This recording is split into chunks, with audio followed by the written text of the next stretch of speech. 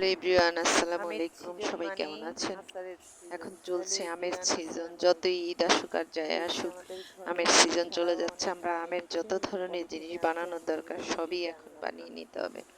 এই যে আমাদের বাসায় অনেক আম এসেছে, এখানে আমি কিছুটা ঝুড়িতে নিয়েছি। এখন আমি 2-3 রকমের আমের প্রসেস করতে বসে গেলাম। কিছু আচার বানাবো, কিছু আমসত্ত্ব বানাবো। যেহেতু কাঁচা আম বেশি দিন থাকে না, তাই এই প্রসেস। তো এখানে আমি কেটে কুটে পরিষ্কার করে নিয়েছি আমগুলো। পরিষ্কার করার পর কিছুটা আমসত্ত্ব বানাবো, কিছুটা আচার বানাবো। এখন প্রসেসে চলে যাব আস্তে আস্তে। এই তো আম কাটা কিন্তু অনেক কষ্ট, আপনারা সবাই জানেন যারা আচার বানান বা আমসত্ত্ব বানান। দেখালাম না কিভাবে এখন এগুলোকে আমি সংক্ষিপ্তভাবেই চুলায় চলে যাব। আমার কাটাকাটি শেষ। এখানে আমি আচার বানাবো আর আমসত্ত্ব বানাবো। এই যে চুলায় এখানে দিয়ে চিনি শিরায় পাঁচফোড়ন দিয়ে বসিয়ে রেখেছি। একটা আচার, একটা আমসত্ত্ব মিষ্টি আর একটা টক মিষ্টি ঝাল ঝাল। আমরা হলো টক মিষ্টি ঝাল ঝালটা খেতে পছন্দ করি, সেটাই বানালাম। চায় না।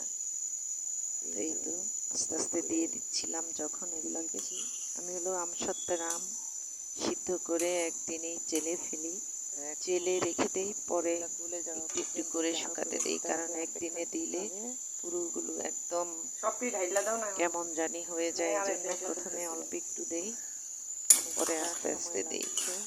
এই আম সত্যের আম কিন্তু অনেক ধৈর্য নিয়ে নাড়তে হয়। এই তো দেখুন আমসত্ত্বর প্রলেপ দিয়েছি। এখান দিয়ে আবার আমরা একটু ছিঁড়ে ছিঁড়ে শুকনাটা খেয়েও ফেলেছিলাম। তো এটা অসুবিধা নাই, আবার যখন উপরে প্রলেপ দিব এটা ঢেকে যাবে।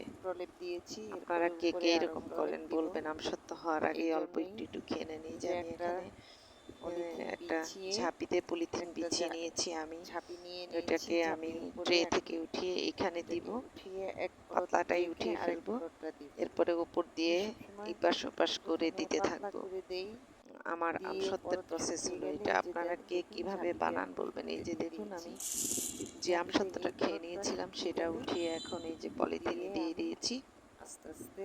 আর যেহেতু বাসা বাড়াতে রোদ দেওয়ার কোনো প্রসেস নাই, তাই পলিথিন আর ট্রে, ফ্যানের বাতাস এটাই আমাদের সম্বল। তো এই তো আমি আপনাদের তখন দেখিয়েছিলাম যে আমি এক পরত উঠিয়ে একটু খেয়ে নিয়েছি। এখন দেখুন কতটা পুর্ত হয়ে গেছে। আমি ফ্রিজে রেখে দিয়েছিলাম যেই আমসত্ত্বের কাপটা, সেটা আমি প্রথমে এক পৃষ্ঠায় আবার দিয়েছি, পরে আবার আরেক পৃষ্ঠায় দিয়েছি। এইভাবে করেই আমি এটাকে এই পর্যায়ে নিয়ে এসেছি। এখন দেখুন কতটা ঘনত্ব হয়েছে, পুর্ত হয়েছে। আমি আসলে খুব বেশি মোটাও বানাই না। এখন এই যে কেটে নিচ্ছি কেচি দিয়ে, কেটে এগুলাকে আমি বয়মে ঢুকিয়ে নিব। আর অনেকে আমসত্ত্ব অনেক শক্ত করে ফেলে, সেটা আমি খেতে পারি না। একটু নরম থাকলে ভালো, দাঁতে ধরে না। তো এই তো একটু নরম নরম আমসত্ত্ব আমি এখন এগুলাকে কেটে কুটে ফ্রিজে রেখে দিব। ফ্রিজে রাখলে কিন্তু নরম আমসত্ত্ব একটু এমনিতেই শক্ত হয়ে যায়। তো এই যে দেখুন আমি সবগুলোকে গোল গোল করে নিয়েছি। এখন বয়মে ভরে নিব। কাচের একটা পরিষ্কার বয়মে রাখলেই সবচেয়ে ভালো হয়। আমিও চেষ্টা করছি কাচের একটা পরিষ্কার বয়মে রাখার জন্য। তো এখন কেটে সবগুলো গোল গোল করে রাখলাম। এইভাবে রাখলে উঠাতে খুবই ইজি হয়। আমরা কিন্তু কাটতে কাটতে অনেকটা খেয়েও নিয়েছি। তো এই তো এখন এই পর্যায়ে আমসত্ত্বগুলো বয়মে রাখার পর দেখেন কতটা লোভনীয় আর সুন্দর লাগছে। আমি গতবারের আমসত্ত্ব এইবারও আমি খাচ্ছি। এভাবেই প্রতি বছর আমসত্ত্ব করি। আমি তো আমার গতবারের আমসত্ত্ব এবারেও এখনো খাচ্ছি। সেদিন এই বয়মে দেখলাম অল্প একটু রয়ে গেছে। এখন আমি বের করে নিয়েছি ফ্রিজ থেকে। পুরোনো আমসত্ত্বটা খেয়ে নিচ্ছি আর নতুনটা আবার বয়মে রাখছি।